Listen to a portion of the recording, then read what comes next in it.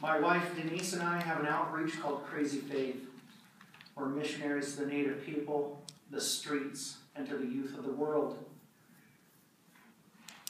We raise our hand quietly if you're here to support Crazy Faith and then oppose any of the city ordinances for these parking lots. Thank you. We've been serving downtown Olympia in Olympia parking lots for over the last 2 years.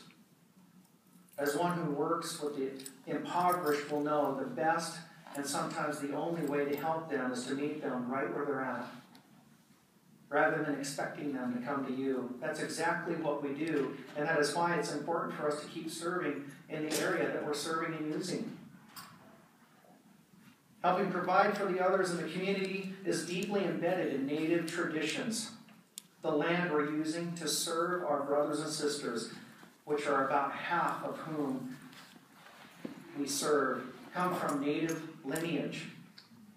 This was historical land, native land. Even though the land is now claimed and belonged to the city, it is still supposed to be public land available. Here we're talking about the rules and regulations and policies and procedures of a parking lot or two, whereas perhaps we should be working on the situation or the issue that plagues the United States of America as a whole, the homeless. And I'm sure there are quite a few other constituents or citizens out there that find themselves maybe just a paycheck away from joining the ranks of the homeless people here in the hundreds of homeless citizens of Olympia here.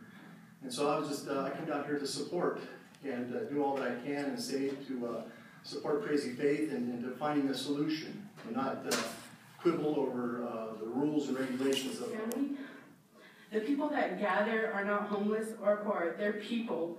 Your city, your people, whether rich, poor, non-working, working children, senior citizens, disabled, self-employed, the single mothers, the veterans who have served you guys, homeless or not. Why can't you join the fight by standing by for the greater good? They're not holding a public festival of this type that requires a permit, which is in part why for 2 years plus they've been allowed to participate in these gatherings. The other thing that I'd like to point out is there was a suggestion that this wouldn't really change the law at all. Well, it's written right into the proposed ordinance, the change.